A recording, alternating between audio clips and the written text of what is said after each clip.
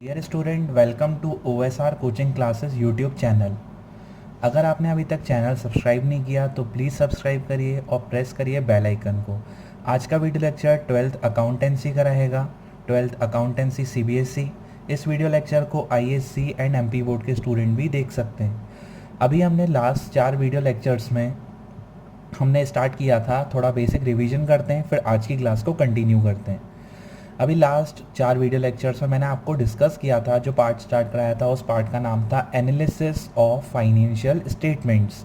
तो एनालिसिस मैंने बताया था डिफरेंट चैप्टर्स के थ्रू हम एनालिसिस सीखेंगे। और फाइनेंशियल स्टेटमेंट में बेसिकली 2 चीज़ें रहती हैं, profit and loss, balance sheet, और उसके हमने नोट्स टू अकाउंट्स भी समझे हुए हैं कि नोट्स टू अकाउंट्स क्या रहते हैं। तो आपको अब प्रॉफिट एंड लॉस और बैलेंस शीट आ चुकी है, तो क्यों ना अब इस पार्ट का एक चैप्टर स्टार्ट करें। और अब हमें प्रॉफिट एंड लॉस और बैलेंस शीट जितने भी चैप्टर्स रहेंगे इस पूरे पार्ट में, उसमें कहीं ना कहीं profit and loss and balance sheet की इंफॉर्मेशन दी होगी और आपको एनालिसिस करना पड़ेगा। अभी हम इस बुक का चैप्टर, इस पार्ट का चैप्टर स्टार्ट करते हैं। आपके सामने है पूरी इंफॉर्मेशन, मैं समझाता चलता हूँ। अकाउंटेंसी पढ़ रहे हैं 12 CBSE की। इस वीडियो लेक्चर को ISC एंड MP बोर्ड के स्टूडेंट देख सकते हैं। मैं इस पार्ट में analysis of financial statement, part का नाम क्या है, एनालिसिस ऑफ फाइनेंशियल स्टेटमेंट में इसमें मैं आपको क्या पढ़ा रहा हूँ, चैप्टर नंबर 3, चैप्टर 3 जिसका नाम रहेगा comparative statement and common size statements. जिसका नाम क्या रहेगा, comparative statement and common size statement. इस चैप्टर का नाम रहेगा comparative statement and common size statement. तो अब आपको P&L और बैलेंस शीट आता है, ठीक है, क्योंकि लास्ट वीडियो लेक्चर्स में मैंने यही चीज़ पे फोकस किया था। अब अगर आपको 2 चीज़ें आती हैं तो अब आपके लिए चैप्टर बहुत ज़्यादा इजी रहेगा, कोई ज़्यादा प्रॉब्लम फेस नहीं करनी पड़ेगी आपको। अभी हम समझते हैं। तो मैं चैप्टर स्टार्ट कर रहा हूँ, comparative statement and common size statements. Comparative statement and common size statements, ठीक है। तो आपको पता है पार्ट का नाम है एनालिसिस ऑफ फाइनेंशियल स्टेटमेंट। कहीं ना कहीं क्वेश्चन में फाइनेंशियल स्टेटमेंट की इंफॉर्मेशन दी होगी और आपको करना पड़ेगा एनालिसिस। एनालिसिस मतलब अपने बिजनेस की पोजीशन को पहचानना कि हमारा बिजनेस कहाँ है। तो अभी हम इस चैप्टर में टोटल 4 टॉपिक्स हैं। टोटल 4 टॉपिक हैं। मैं पहला टॉपिक डिस्कस करूँगा आज, उसको अच्छे से समझेंगे हम। और उसके बाद अगले वीडियो लेक्चर में, हर एक वीडियो लेक्चर में, आगे के वीडियो लेक्चर में हम नए नए टॉपिक्स को डिस्कस करेंगे। अभी हम आज की क्लास में मैं चारों टॉपिक्स नहीं बता रहा हूँ कि पढ़ना क्या है। अभी मैं आपको ये बता रहा हूँ कि फर्स्ट टॉपिक का नाम क्या है, कैसे करना है। जैसे फर्स्ट टॉपिक आपका क्लियर हो जाएगा, फिर हम सेकंड टॉपिक, फिर थर्ड टॉपिक, फोर्थ टॉपिक पे आएंगे और इस चैप्टर को कवर करेंगे। तो क्या करने वाले हैं, एनालिसिस ऑफ फाइनेंशियल स्टेटमेंट। तो कहीं ना कहीं आपको financial statement like profit and loss and balance sheet की इंफॉर्मेशन दी होगी और आपको उसका करना पड़ेगा एनालिसिस। तो चलो हम स्टार्ट करते हैं चैप्टर, ठीक है। चैप्टर का नाम comparative statement and common size statement, ठीक है। अब इस चैप्टर में एंटर होते हैं और इसमें पहला टॉपिक समझते हैं। आपको पहला टॉपिक समझना है कि किस तरीके से फाइनेंशियल स्टेटमेंट का एनालिसिस होता है, और आगे के चैप्टर्स में भी हम कहीं ना कहीं फाइनेंशियल स्टेटमेंट के एक नई टेक्निक से एनालिसिस करेंगे। अभी हम किस टेक्निक से एनालिसिस कर रहे हैं वो आप समझते हैं।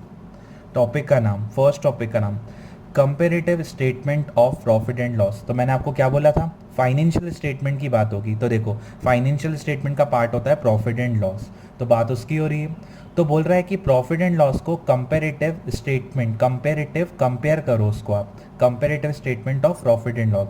मतलब आपको कहीं ना कहीं प्रॉफिट एंड लॉस को कंपेयर करना है। तो ये क्या हो गया, आपको प्रॉफिट एंड लॉस क्या हो गया, फाइनेंशियल स्टेटमेंट का पार्ट। और कंपेयर करना मतलब उसको एनालिसिस करना, अपने फिगर्स से कंपेयर करना कि हमारा बिजनेस ऊपर जा रहा है कि नीचे जा रहा है। तो कहीं ना कहीं टॉपिक जो हमने पार्ट पढ़ा हुआ है, बेसिक्स पढ़े हुए हैं, पूरे बुक में हमें पूरे पार्ट में काम आएंगे। तो देखो, क्वेश्चन में मैं आपको क्वेश्चन के थ्रू समझाता हूँ, तो क्वेश्चन आपके लिए और टॉपिक आपके लिए काफ़ी ईजी रहेगा। देखिए, अब मैं P&L में आपने क्या पढ़ा था, प्रॉफिट एंड लॉस में मैंने आपको फर्स्ट वीडियो लेक्चर में बताया था कि प्रॉफिट एंड लॉस बनता कैसे, क्या क्या उसके अंदर आता है। तो उसकी कुछ बेसिक इन्फॉर्मेशन दी है। देखो, ये क्वेश्चन है, revenue from operation net cell 20 का 5 लाख, 19 का 4 लाख। अदर इनकम 20 का 50,000, 19 का 45,000। अदर एक्सपेंसेस 20 का, अदर एक्सपेंस 20 का 40,000 और 19 का 45,000। और purchase of stock in trade, जो स्टॉक खरीदा, 20 का 150 और 19 का 1 लाख। और यहाँ लिखा है टैक्स, तो हमें कोई ना कहीं ना कहीं प्रॉफिट एंड लॉस की इंफॉर्मेशन दी है, क्योंकि आपको पता है प्रॉफिट एंड लॉस में क्या आती है, इनकम और एक्सपेंसेस। और आपको क्वेश्चन में डिमांड क्या रहेगा, यहाँ पर लिखा होगा क्वेश्चन में प्रिपेयर, आपको लिखा होगा इस क्वेश्चन में prepare comparative statement of PNL. तो कहीं ना कहीं आपको पीएनएल बनाना है और पीएनएल बनाना आपको आता है। अगर वो वीडियो लेक्चर्स में आपको पीएनएल और बैलेंस शीट क्लियर नहीं करता तो ये टॉपिक समझना आपके लिए डिफिकल्ट होता। तो आपको पीएनएल कहीं ना कहीं आता है बनाना, क्लियर है। अब आपको क्या करना है, कंपेरेटिव स्टेटमेंट ऑफ पीएनएल, आपको पीएनएल को कंपेयर करना है। तो पहले आपको पीएनएल बनाना आना चाहिए और वो हमने अच्छे से सीखा हुआ है। तो देखिए मैं आपको फॉर्मेट के थ्रू क्वेश्चन भी रेडी कराऊंगा। देखिए क्या लिखोगे आप, ये फॉर्मेट रहेगा, format of comparative statement of profit and loss, ये फॉर्मेट है। Comparative statement of profit and loss पढ़ रहे हैं, ऊपर लिखोगे टॉपिक का नाम comparative statement of profit and loss, और उसके अंदर फॉर द ईयर एंडेड, 2 सालों की बात हो रही है 19 एंड 20, ऊपर आप ऐसा लिखोगे for the year ended 19 and 20। ठीक है, तो अभी हम बिल्कुल 1 बाय 1 चीज़ों को समझेंगे, बहुत आसान टॉपिक है, कोई दिक्कत नहीं है, और बोर्ड्स के लिए टॉपिक वेरी आईएमपी रहेगा ये वाला। ठीक है, स्टार्ट करते हैं। सबसे पहले आपको पीएनएल अकाउंट, आपको सॉरी स्टेटमेंट ऑफ पीएनएल आता है, पहले उतना समझते हैं फिर आगे समझेंगे। देखिए आपने पीएनएल में क्या सीखा था, particulars, particulars, note number, previous year, current year. अब एक बात ध्यान रखिए, आपने जो पीएनएल सीखा वो उसमें करंट ईयर पहले आता है और प्रीवियस ईयर बाद में आता है। जो फर्स्ट वीडियो लेक्चर मैंने करंट ईयर पहले लिखा था, प्रीवियस बाद में लिखा था, लेकिन इस फॉर्मेट के लिए आपको प्रीवियस ईयर पहले लिखना है और करंट ईयर बाद में लिखना है। और आपको क्वेश्चन में आगे करंट ईयर दिया होगा फिर प्रीवियस ईयर दिया होगा, लेकिन आपको ध्यान रखना है प्रीवियस ईयर बाद में दिया होगा तो आपको पहले लिखना है, और करंट ईयर पहले लिखा होगा तो उसको आपको बाद में लिखना है। ठीक है, अब मैं आपको पीएनएल जो आपने पढ़ा एक बार डिस्कस कर लेते हैं, तो टॉपिक आपका अच्छे से रेडी हो जाएगा। देखो आपने पीएनएल में क्या सीखा था, रेवेन्यू फ्रॉम ऑपरेशन, पहले इनकम लिखते हैं, प्रीवियस ईयर की 4 लाख ये आपके सामने, और करंट ईयर की 5 लाख वो लिखी। फिर क्या लिखते थे, अदर इनकम, अदर इनकम में प्रीवियस ईयर की 45 और करंट ईयर की 50। फिर क्या करते थे, टोटल इनकम, टोटल ये इनकम की हमने दोनों को जोड़ा, 4,45,000 445, 5,50,000 550। फिर हम क्या लिखते हैं, एक्सपेंसेस, एक्सपेंस बहुत सारे एक्सपेंस आते हैं, बट यहाँ पर मैंने 2-3 एक्सपेंसेस कवर किए, बाकी सारे पीएनएल की तरह है, तो मैं फॉर्मेट यहाँ बढ़ जाता। ठीक है, डिस्कशन ज़्यादा होता, बट अभी हमें टॉपिक समझना है, तो जितने खर्चे आपने सीखे ना पीएनएल में सारे यहाँ आते हैं, बट मैंने 2 कवर किए हैं, अभी और भी होंगे तो आप इसके आगे कवर करते जाओगे। जैसे आपने पीएनएल में किया था सेम बिल्कुल है, कोई चेंजेस नहीं है यहाँ पर। अब देखो इनकम लिखा आपने, दोनों को जोड़ा, अब क्या लिखोगे आप, एक्सपेंसेस, एक्सपेंस के अंदर purchase of stock in trade, देखो purchase of stock in trade previous year यहाँ और ये करंट ईयर यहाँ। फिर क्या लिखा है, अदर एक्सपेंस, तो फिर अदर एक्सपेंस लिखा प्रीवियस यहाँ करंट यहाँ। ठीक है, अब ध्यान से सुनिए बात को, प्रीवियस यहाँ करंट यहाँ, और कोई खर्चा नहीं है, अगर और कोई होता तो लिख लेते, और आपको पीएनएल आता है और भी क्या क्या खर्चे होते हैं आपको पता है, जितने होंगे वो लिख लोगे। फिर आप क्या करोगे, टोटल एक्सपेंस, जैसे आपने पीएनएल में किया था, टोटल एक्सपेंस 1,45,000 145, 1,50,000 और 40 190, ये करंट ईयर ये प्रीवियस ईयर। अब आपका डाउट, सर प्रीवियस क्यों लिखवाया आपने पहले, क्योंकि यहाँ पर फॉर्मेट की डिमांड रहेगी प्रीवियस पहले करंट बाद में लिखना है, वो अभी आपको क्लियर हो जाएगा। तो आपने इनकम लिखी ऊपर, सेम पीएनएल है, कोई नया चीज़ नहीं है, इसलिए थोड़ा सा मैं स्पीड में चल रहा हूँ, अगर आपको डाउट है तो मैं डिस्कस कर देता हूँ। इनकम ये, इनकम ये, दोनों को जोड़ देंगे, ये एक्सपेंस आएंगे। उसके बाद हम क्या करते हैं, प्रॉफिट बिफोर टैक्स निकालते हैं, प्रॉफिट टैक्स से पहले। तो ये इनकम थी 4,45,000, ये एक्सपेंस 145, इनकम में से एक्सपेंस हटाया, आ गया प्रॉफिट बिफोर टैक्स। फिर ये इनकम 5,50,000, ये एक्सपेंस 190, 550 माइनस 190, तो ये आ गया प्रॉफिट बिफोर टैक्स 360। देखो 550 माइनस 190 360, 445 माइनस 145 3 लाख, तो ये आ गया प्रॉफिट बिफोर टैक्स। और टैक्स के आगे परसेंट लिखा रहेगा, तो टैक्स कितना परसेंट है, 50%। और हमेशा आपको ध्यान रखना है जो टैक्स के आगे परसेंट रहेगा वो आपको किसका निकालना है, प्रॉफिट बिफोर टैक्स, जितना आपने कमाया, तो कितना कमाया, ये प्रॉफिट बिफोर टैक्स कैसे है, ये इनकम में से एक्सपेंस हटाया ये कमाया, ये इनकम में से एक्सपेंस हटाया कमाया। अब इस पे टैक्स है 50, इस पे नहीं देगा, जितना कमाते हो गवर्नमेंट कहते हैं हमें उस पर टैक्स पे करो, तो कितना परसेंट है, 50%। तो 3 लाख का 50% 1,50,000 और 3,60,000 का 50% 1,80,000, मतलब जस्ट हाफ। फिर वो टैक्स भी हटाया, तो फिर क्या आएगा, प्रॉफिट आफ्टर टैक्स, मतलब प्रॉफिट टैक्स के बाद 3 लाख माइनस 150 150, 360 माइनस 180 180, ये हमारा पीएनएल है। इतना पीएनएल आपको अच्छे से आता है, ये मैं आपको फर्स्ट वीडियो लेक्चर में समझा चुका हूँ कि पीएनएल होता क्या है। अब मैंने आपको बताया कि आपने फाइनेंशियल स्टेटमेंट का एक चीज़ कवर की जिसका नाम क्या है पीएनएल। आज हम पीएनएल पे फोकस कर रहे हैं, ऐसे आगे बैलेंस शीट के भी एनालिसिस होंगे। अभी हम पीएनएल समझ रहे हैं इस टॉपिक का नाम, क्योंकि ये टॉपिक फोकस ही करता है पीएनएल पे, टोटल पीएनएल पे। अब आगे के 2 कॉलम हमें रेडी करने हैं। अब हमें क्या करना है, पीएनएल रेडी कर चुके हैं, अब हमें कंपेयर करना है कि यार हमारा बिजनेस ऊपर गया, नीचे गया, डाउन हुआ, क्या पोजीशन रही बिजनेस की। तो देखो पहला कॉलम रहेगा, मैं क्लियर करता हूँ, एब्सोल्यूट चेंज लिखा हुआ है इसके अंदर। एब्सोल्यूट चेंज मतलब हमारे बिजनेस में एग्जैक्टली कितना चेंज आया अमाउंट वाइज, और आगे लिखा है एब्सोल्यूट चेंज परसेंटेज।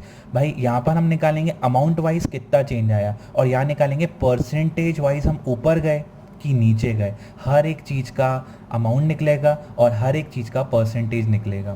तो देखिए पहले आता हूँ एब्सोल्यूट चेंज। मैंने लिखा है current year C Y minus P Y, current year minus previous year. देखिए करंट ईयर ये है, प्रीवियस ईयर, क्योंकि करंट को हम प्रीवियस से कंपेयर कर रहे हैं इसलिए करंट ईयर पहले लिखते हैं और प्रीवियस बाद में। अब देखो ये थी सेल 5 लाख, सेल थी करंट ईयर की, प्रीवियस ईयर की 4 लाख, तो 5 लाख माइनस 4 लाख, तो ये कितना आ गया 1 लाख। क्या करा मैंने, current year minus previous year, ना कि previous year minus current year. Current year 5 lakh, previous year 4 lakh, 5 lakh minus 4 lakh कितना आ गया 1 लाख। तो ये आपका आ गया एब्सोल्यूट चेंज, मतलब आपका सेल में कितना चेंज आया। तो ये आपके लिए पॉजिटिव न्यूज़ है क्योंकि आपकी सेल इनकम बढ़ गई। अब आपको परसेंटेज वाइज निकालना है। तो देखिए मैंने फॉर्मूला लिखा है, ऊपर लिखा है एब्सोल्यूट चेंज, नीचे लिखा है प्रीवियस ईयर मल्टीप्लाई बाय 100। अगर हमें कोई सी भी चीज़ मल्टीप्लाई परसेंटेज में निकालनी है तो मल्टीप्लाई बाय 100 करते हैं। आपको अच्छे से क्लियर है। तो देखिए हम बेसिकली कंपेयर कहाँ से कर रहे हैं, प्रीवियस ईयर से। तो जितना भी आपका एब्सोल्यूट चेंज आया ना, ये आप ऊपर लिखोगे। ये मैंने नेक्स्ट पेज पे एक्सप्लेन किया हुआ है आपको, वो भी मैं करूँगा। ये एब्सोल्यूट चेंज 1 लाख ऊपर, दोनों में से कंपेयर करोगे प्रीवियस, तो प्रीवियस ईयर नीचे, कहाँ पर नीचे, और मल्टीप्लाई बाय 100 करोगे तो ये आ गया आपने सेल में कितना परसेंट इंक्रीज किया, 25%। इसके बाद आगे अदर इनकम 50 माइनस 45, सेम 50 में से 45 गए, current minus previous, absolute change 5000। अब एब्सोल्यूट चेंज इनकम मुझे दिखाना है भाई कितना परसेंट बढ़ी है, तो ये इनकम को वापस मैं एब्सोल्यूट चेंज को ऊपर लिखूंगा। दोनों में से प्रीवियस ईयर 45,000 नीचे, मल्टीप्लाई बाय 100, तो ये आ गया परसेंटेज वाइज मेरी सेल कितनी बढ़ी है, percentage wise sorry other income कितना बढ़ा है, 11.11%।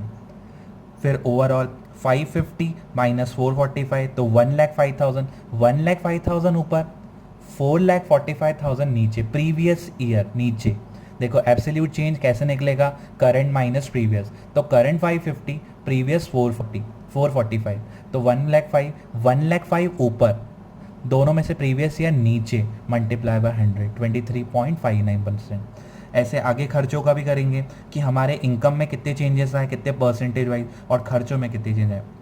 जैसे खर्चों में 1,50,000 माइनस 1 लाख, परचेस और स्टॉक इन ट्रेड, तो स्टॉक इन ट्रेड पे कितना खर्चा बढ़ गया, 50। कैसे, एक 50 में से एक गए तो 50 आ गया, और इस 50 के ऊपर दोनों में से प्रीवियस ईयर 1 लाख नीचे, तो ये आ गया 50%। बताओ ये क्या चीज़ शो कर रहा है कि लास्ट ईयर खर्चा 1 लाख हुआ था, इस साल 1.5 लाख हुआ, तो खर्चे में 50%, 50,000 का इंक्रीमेंट हुआ है, जो कि प्रीवियस ईयर के कंपेरिजन में 50% इंक्रीज हो गया। सेम अदर एक्सपेंस, अब देखिए अदर एक्सपेंस में क्या होगा, करंट माइनस प्रीवियस, तो करंट छोटा है, प्रीवियस बड़ा है, तो नेगेटिव आएगा, क्योंकि करंट में से प्रीवियस हटाओगे, 40 में से 45 हटाओगे तो नेगेटिव आएगा। और अगर आपको कोई भी चीज़ नेगेटिव शो करनी है तो उसको आप ब्रैकेट्स में लिखोगे, ब्रैकेट मतलब नेगेटिव। अब 5,000 ऊपर, 45,000 नीचे, 45 नीचे, मल्टीप्लाई बाय 100, तो यह है 11.11। अगर ये नेगेटिव है तो ये भी नेगेटिव चलेगा। क्लियर है आपको बात, ठीक है। अभी हम क्या निकाल रहे हैं कि इनकम में कितने चेंजेस आए और एक्सपेंसेस में कितने चेंज आए। तो देखो नाम क्या है, पीएनएल का कंपेरेटिव स्टेटमेंट ऑफ पीएनएल। तो पीएनएल का कहीं ना कहीं आप कंपेयर कर रहे हो कि हमारी इनकम कितनी बढ़ी, हमारा खर्चा कितना बढ़ा, और ये पूरा एनालिसिस का पार्ट होता है कि हमारा हर चीज़ शो होती है कि खर्चे कितने बढ़े और इनकम कितने परसेंटेज वाइज और अमाउंट वाइज बढ़े। तो पहला कॉलम एब्सोल्यूट चेंज का रहेगा और सेकेंड कॉलम हमारा एब्सोल्यूट चेंज परसेंट का। आगे बढ़ते हैं, फिर निकाला प्रॉफिट, फिर ये 190 माइनस 145, तो 45, 45 ऊपर, 145 नीचे, तो ये परसेंटेज, टोटल एक्सपेंस में कितना परसेंट बढ़ा। फिर profit before tax 360 minus 3 lakh, तो 60, इस 60 को ऊपर, 3 लाख नीचे, तो आ गया 20%। कि हमारा प्रॉफिट बिफोर टैक्स कितना बढ़ा। फिर 180 माइनस 150 तो 30, 30 ऊपर 150 नीचे तो 20% हमारा टैक्स बढ़ गया इस साल।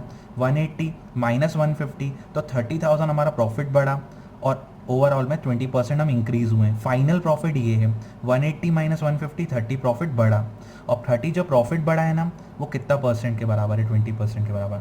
तो ये था हमारा कंपैरेटिव स्टेटमेंट। तो एब्सोल्यूट चेन निकालते कैसे, दो तीन चीज़ों के मैंने एब्सोल्यूट चेन निकाल के दिए नेक्स्ट पेज पे और परसेंटेज भी मैंने डिस्कस किए हुए हैं। तो प्लीज़ आप ध्यान से देखिएगा, ये मैंने यहाँ पर कंपेयर किया है, ये एब्सोल्यूट चेन वाइज और ये परसेंटेज वाइज, कि हम अपने बिजनेस के P&L को कैसे कंपेयर करते हैं अमाउंट वाइज और परसेंटेज वाइज, और इस पर हमारे फ्यूचर डिसीजन डिपेंड करते हैं।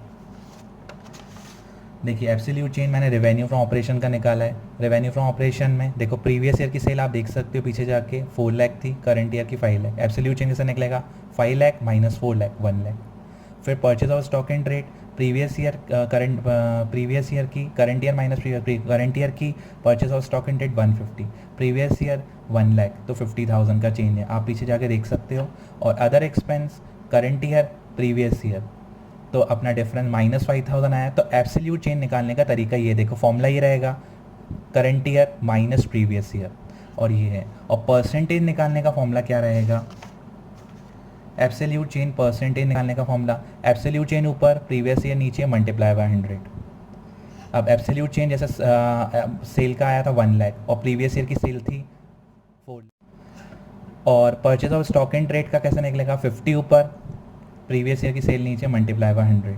और अदर एक्सपेंस का कैसे निकलेगा, प्रीवियस ईयर का ये एब्सोल्यूट चेंज ऊपर प्रीवियस ईयर नीचे मल्टीप्लाई बाय 100। ये हमारा फर्स्ट टॉपिक रेडी हुआ जिसका नाम था comparative statement of P&L। Thank you.